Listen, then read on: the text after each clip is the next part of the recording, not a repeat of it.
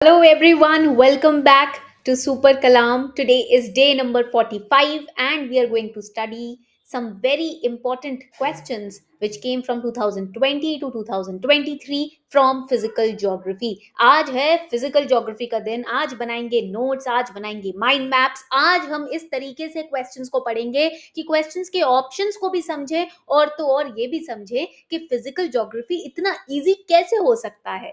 Doubt हो रहा है ना? You don't believe me that physical geography can be easy? Okay, I'm going to make you believe when I say that physical geography is the most interesting and easiest subject that you can cover for prelims examination. शुरू करें. देखिए, अगर आप sincere हो, अगर आप discipline के साथ यूपीएससी के एग्जाम को अटेम्प्ट करना चाहते हो, क्लियर करना चाहते हो, तो हर क्लास में एक रजिस्टर अपना पीवाईक्यू का मेंटेन करना और लेकर आना.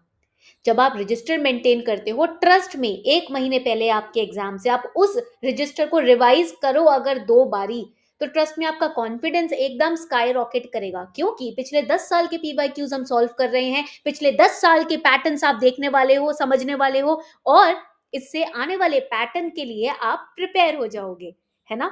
तो शुरू करें आज का सेशन. सब लोग रेडी हो? एक बार फटाफट से कमेंट सेक्शन में बोल दो, ma'am we are ready and will start. मैं नहीं सुनिया.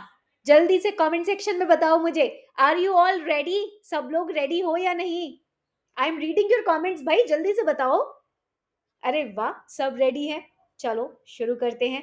45 डेज कंप्लीट हो गए बच्चों. 450 पीवाईक्यू सॉल्व कर लिए. इससे बड़ी और क्या अचीवमेंट हो सकती है भाई? This is the second biggest achievement. First achievement तो आपकी होगी जब आप प्री निकालोगे, राइट? चलो शुरू करते हैं. आज सुबह मैंने टेस्ट का लिंक दिया था. अगर आप न्यू हो इस सेशन में तो टेस्ट का लिंक आपको दिया हुआ है चैट सेक्शन में.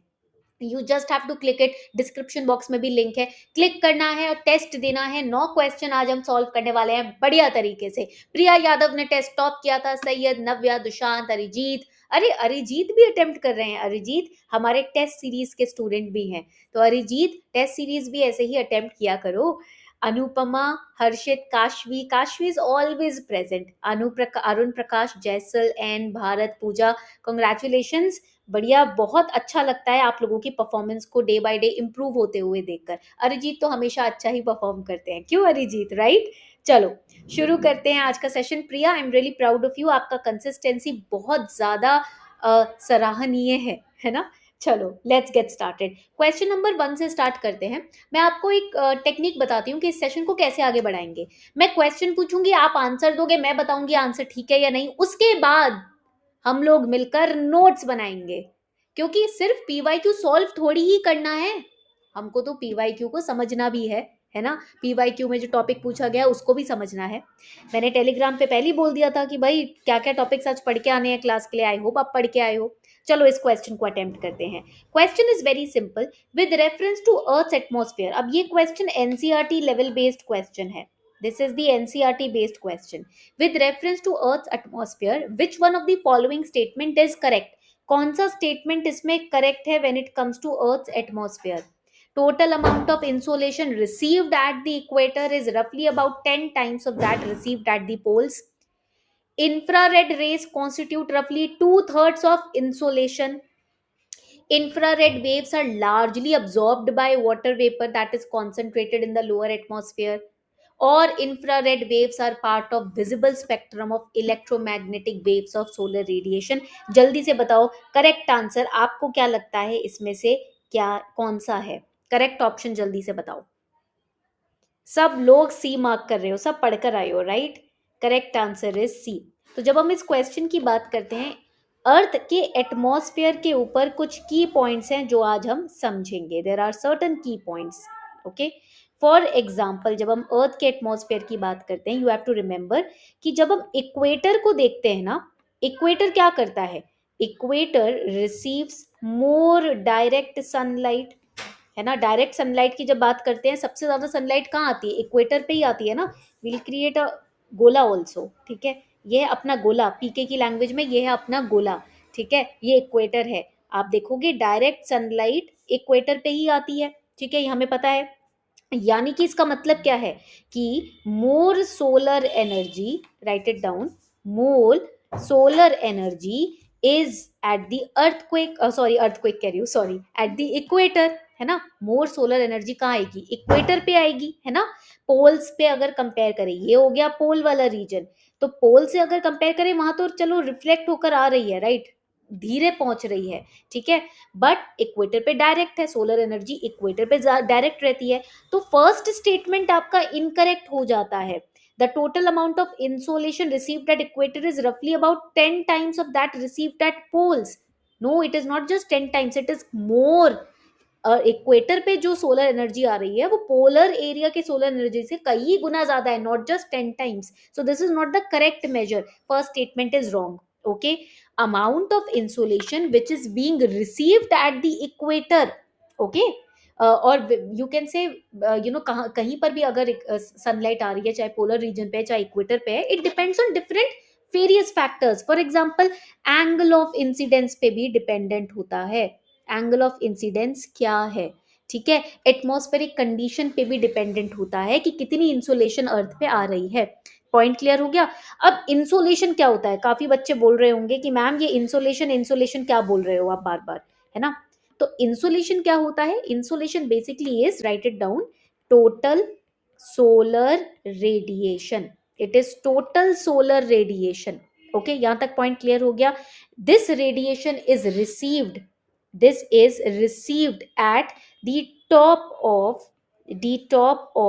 earth's, yes, earth's atmosphere। बिल्कुल करेक्ट, बिल्कुल ही करेक्ट है। अर्थ के एटमॉस्फेयर के बिल्कुल टॉप पर जो टोटल रेडिएशन हम सोलर रेडिएशन हम रिसीव कर रहे हैं उसको इंसोलेशन बोलते हैं, ठीक है। अब यहाँ पर इंसोलेशन जो होता है, सोलर रेडिएशन जो होता है, वो इंफ्रारेड रेज का बहुत ही एक इंपॉर्टेंट पोर्शन होता है, but it does not account for 2/3। तो अगेन ये गलत हो जाता है। yes, solar radiation is a very important part of infrared rays, but it is not 2/3। Okay, insolation में विजिबल लाइट भी होती है, ठीक है, ये भी हम लिख लेते हैं ताकि आप भूल ना जाओ। In insolation we have visible light also, जिसको आप अपनी आंखों से देख सकते हो, ठीक है। We have ultraviolet rays also, UV rays भी तो आते हैं इंसुलेशन में, इंफ्रारेड रेज भी आते हैं इंसुलेशन में, ठीक है। अब विजिबल स्पेक्ट्रम जो होता है, जो आप आंखों से देख सकते हो, उसके ऐसी वेवलेंथ होती है जो ह्यूमन आई लेवल पर यू कैन डिटेक्ट, ओके, 400 से 700 नैनोमीटर्स के बीच में। इंफ्रारेड वेव्स की वेवलेंथ बहुत लंबी होती है, तो वो ह्यूमन आईज से देख नहीं सकते। तो आपका फोर्थ स्टेटमेंट भी यहाँ पर गलत हो जाता है। इंफ्रारेड वेव्स की वेवलेंथ ज्यादा बड़ी होती है, human eyes can not detect it. तो C is the correct answer, ठीक है। Water vapour is a greenhouse gas that absorbs very important amount of infrared radiation which is emitted by back by the earth surface. Solar radiation I जो emit back हो रहा है वो water vapour capture करता है। सो सी is the correct answer, ठीक है। Point clear हो गया। बेसिक एनसीईआरटी लेवल नॉलेज इसके अंदर रिक्वायर्ड है, ज्यादा कुछ नहीं।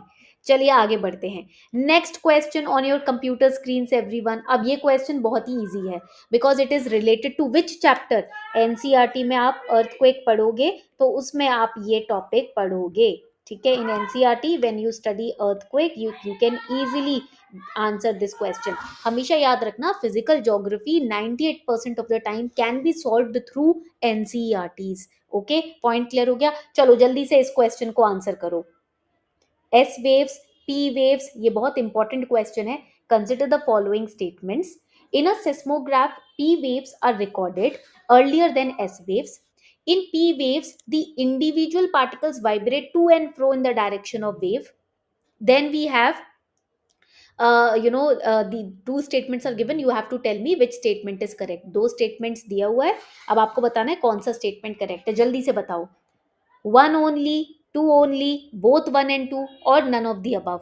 कौन सा ऑप्शन मैं मार्क करूं यहाँ पर, जल्दी से बताओ। वेरी वेरी गुड, बहुत ही बढ़िया। सब लोग पढ़ाई करके आए हो इसका मतलब। Yes, option C is correct, both statements are correct, दोनों ही स्टेटमेंट्स बिल्कुल करेक्ट हैं। देखो इसमें बी वेव्स की बात करते हैं, यानी कि बॉडी वेव्स की बात करते हैं। जब हम बॉडी वेव्स की बात करते हैं ना, अर्थक्वेक के टाइम पर ये वेव्स आती हैं, ठीक है। Body waves are generated due to release of energy. जब अर्थ के कोर से एनर्जी रिलीज होती है ना, तब बॉडी वेव्स निकल कर आती है। Release of energy, when energy is released at the focus, ठीक है, at the focus point, okay, and then that energy moves, write it down, it moves through all directions, through all directions, हर direction में, that is why earthquake का shakiness आपको feel होता है, ठीक है, it travels through the body of the earth.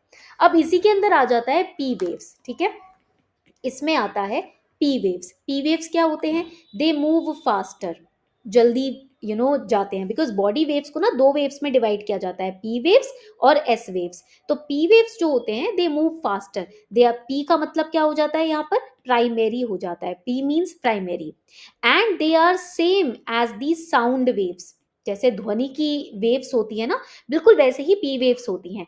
And they can travel through, they can write it down, travel through through gases, okay, liquid and solid material, all the three kind of materials, and it goes to and fro, ठीक है, back and fourth motion particles का होता है इसमें।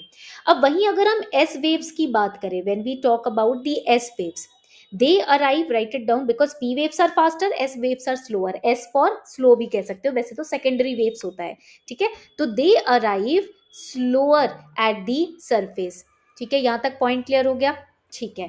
अब they are called secondary waves, S waves को secondary waves भी बोलते हैं, and they can travel through only through solid materials, तो S for slow also and S for solid also, ये पॉइंट यहाँ पर आप याद रखेंगे। एस वेव्स को, पी वेव्स को जल्दी रिकॉर्ड कर लिया जाता है in a seismograph, as compare to the S waves, तो ये पॉइंट याद रखना है। Both the statements are correct, दोनों ही स्टेटमेंट्स एब्सोल्युटली करेक्ट है, ठीक है, पॉइंट क्लियर हो गया। चलो आगे बढ़ते हैं। क्वेश्चन नंबर 3 अब स्टेटमेंट असर्शन का क्वेश्चन है। ये आपको मैं बताना चाहती थी कि स्टेटमेंट असर्शन के ज्यादा क्वेश्चन पूछे जा रहे हैं, तो जब आप पैटर्न चेंज की बात करते हो ना, समझते हो कि पैटर्न में क्या चेंज हो रहा है, तो ओनली वन, ओनली टू, इस तरीके के क्वेश्चन पूछे जा रहे हैं जिसमें आपका फैक्चुअल इंफॉर्मेशन टेस्ट की जा रही है। सेकंड, स्टेटमेंट असर्शन के क्वेश्चन आ रहे हैं जहां आपका एनालिटिकल स्किल्स को टेस्ट किया जा रहा है। तो यहाँ पर अब हीट वेव्स, लैंड सरफेस पे जो टेम्परेचर रहता है, टेम्परेचर बेस्ड चैप्टर है, क्वेश्चन है, टॉपिक है, और इसको भी आप इजीली एनसीईआरटी से तैयार कर सकते हो, ठीक है। तो रीड करो क्वेश्चन को फटाफट से और मुझे बताओ करेक्ट आंसर क्या होगा। Let me know in the chat section what will be the correct answer. Statement 1 दिया हुआ है, बहुत ध्यान से पढ़ना है। और ना कार्तिक सर एक मुझे हमेशा ट्रिक बताते हैं कि अर्पिता, स्टेटमेंट असर्शन का जब भी क्वेश्चन आए ना, बीच में बिकॉज लगा लो। जब आप बिकॉज लगा लेते हो तो आप इजीली डिटेक्ट कर सकते हो कि कौन सा स्टेटमेंट सही है और असर्शन करेक्ट है या नहीं। तो चलो आंसर करो। Temperature contrast between continent and ocean is greater during summer than in winter because the specific heat of water is more than that of land surface. बताओ, स्टेटमेंट 1 एंड 2 सही है, statement 2 correct explanation है, very good, yes, A is the correct answer. Easy हो गया ना statement assertion का question अब solve करना, है ना। देखो, टेम्परेचर कॉन्ट्रास्ट या चेंज की जब हम बात करते हैं ना, तो टेम्परेचर कॉन्टिनेंट और ओशन के बीच में काफी डिफरेंट होता है समर और विंटर के अंदर जब हम कंपेयर करें। क्यों होता है? Because of the differences in how quickly land and water heat up. जमीन और पानी जिस लेवल पे जिस इंटेंसिटी पे गर्म होते हैं ना, दोनों का इंटेंसिटी और दोनों का जो डिफरेंस है वो बहुत बहुत ज्यादा है, ठीक है। During the summer continental region जो होता है, जमीन का जो रीजन होता है, वो जल्दी गर्म हो जाता है। Why? Because of high temperature than the oceanic region, इसीलिए टेम्परेचर डिफरेंस बड़ा होता है, ज्यादा होता है। अब हम जब स्पेसिफिक हीट ऑफ वाटर की बात करते हैं, पानी की जो गर्मी होती है वो ज्यादा होती है as compare to land surface. Specific heat क्या होता है? What is specific heat? Specific heat is, right it down, it is the measure, okay, specific heat is the measure of how much heat energy, how much heat energy is needed to increase the temperature, to increase the temperature of a substance। यहां तक point clear हो रहा है सभी को? तो this is why it is important. Water का जो हायर स्पेसिफिक हीट होता है वो लैंड से ज्यादा होता है, यानी कि it takes more heat energy for the water to raise the temperature. Specific heat water का ज्यादा है ओशन का। Why? Because it requires more heat to raise its temperature. समझ गए मेरी बात? That is why A option is correct, ठीक है। फोर्थ क्वेश्चन पे आ जाते हैं। 5 क्वेश्चन हम सॉल्व करेंगे, 4 क्वेश्चन आपको होमवर्क के लिए मैं दूंगी, और आपका टास्क आज ये होगा कि कमेंट सेक्शन में आप मुझे अपना स्कोर बताओगे, ठीक है। जिनके स्कोर्स हमारे पास स्क्रीन पे यहाँ पर है वो तो वेल एंड गुड है। We have the scores of Priya, Syed, Navya, Dushyant, Arijit, Anupama, then we have Harshit, Kashvi, Arun Prakash, Jaisal and Bharat Pooja, ठीक है, जिनके स्कोर स्क्रीन पे नहीं दिख रहे हैं वो मुझे नीचे कमेंट सेक्शन में बताएंगे। ठीक है, पॉइंट क्लियर हो गया। चलो, now next important question, consider the following statements. Okay, high clouds primarily reflect solar radiation and cool the surface of the earth. Low clouds have high absorption of infrared radiation emanating from Earth's surface and thus cause a warming effect. अब आप बताएंगे correct answer क्या होगा, जल्दी से बताओ। What will be the correct answer to this question. अब देखो, मैंने आपको आज टेलीग्राम पे भी बोला था कि भाई क्लाउड्स का जो चैप्टर है वो पढ़ के आना। ठीक है, डिफरेंट काइंड्स ऑफ क्लाउड्स होते हैं, तो इसलिए आपको पढ़ने के लिए मैंने बोला था। Let's see how many of you have sincerely studied it. आपके आंसर से पता चल जाएगा। अच्छा, D is the correct answer. Yes, none of the above is correct, कोई भी स्टेटमेंट करेक्ट नहीं है। देखो, ये बहुत इजी कॉन्सेप्ट है। ठीक है, मैं आपको समझाती हूँ। जब हम हाई क्लाउड्स की बात करते हैं, when we are talking about high clouds, ठीक है, ये ऑफन थिन होते हैं, बहुत ज्यादा थिन होते हैं। ठीक है, बिकॉज ये थिन है तो they do not reflect much, ज्यादा रिफ्लेक्ट नहीं करते। They let lots of the sun's warmth and energy in, वो ज्यादा से ज्यादा एनर्जी ले लेते हैं क्योंकि रिफ्लेक्ट नहीं कर पाते हैं ना। वहीं अगर हम लो लाइंग क्लाउड्स की बात करें तो लो क्लाउड्स क्या होते हैं, थिक होते हैं, तो ये रिफ्लेक्ट कर पाते हैं। ठीक है, यहाँ पर क्रॉस नहीं, टिक आना चाहिए। ठीक है, they can reflect more of sunlight back into the space. Difference क्या है दोनों में कि हाई और लो क्लाउड्स के बीच में डिफरेंट ये होता है, हाई क्लाउड्स जो होते हैं वो कोल्डर होते हैं। ठीक है, this means that they radiate less energy into space than the lower clouds. ठीक है, लोअर क्लाउड्स वार्मर क्लाउड्स होते हैं, तो high clouds they work to trap more energy as comparison with the low cloud. ठीक है, high cloud short waves को reflect नहीं कर पाते हैं ज्यादा अच्छे से, वो ट्रैप कर लेते हैं हीट को। ठीक है, because of which the earth surface get warmed up. Okay, तो स्टेटमेंट 2 तो आपका गलत हो गया। हाई एब्जॉर्प्शन किसका होता है, हाई क्लाउड का होता है, लो क्लाउड का नहीं होता। लो क्लाउड्स आर एक्सीलेंट रिफ्लेक्टर्स, क्योंकि वो ट्रैप तो कर नहीं पाते, वो बाहर ही रिफ्लेक्ट करते हैं। They don't stop the long wave energy from escaping to the space, तो low clouds help to cool the earth, तो स्टेटमेंट 1 भी गलत हो गया। ओके, तो इस तरीके से अब अगेन ये एनसीईआरटी बेस्ड है। अगर आप टेम्परेचर वाला चैप्टर पढ़ो और सोलर रेडिएशन और इंसोलेशन का चैप्टर पढ़ो तो you can easily answer these questions, बहुत इजीली आंसर कर सकते हो इन क्वेश्चंस को आप लोग। अब जो मैंने लिंक दिया है आपको चैट सेक्शन में, कमेंट सेक्शन में, डिस्क्रिप्शन बॉक्स में, उस लिंक पर क्लिक करना इस सेशन के बाद, टेस्ट देना और अपना स्कोर मुझे कमेंट सेक्शन में बताना। Because when you are telling me your scores ना, what is happening, I am being aware कि how many students are actually practising PYQs and making their preparation more solidified. और अगर टाल दोगे ना आज कि कल कर लेंगे, परसों कर लेंगे, तो सच में समझ लेना कि आपका जो डिसिप्लिन का लेवल है वो कहीं ना कहीं ब्रेक हो रहा है, कुछ ना कुछ डिस्ट्रैक्शन आपको तंग कर रही है। तो डिस्ट्रैक्ट नहीं होना, अभी क्लिक करके टेस्ट देके खत्म करो ना बात, है ना। चलो, thank you so much everyone, I will be waiting for your scores.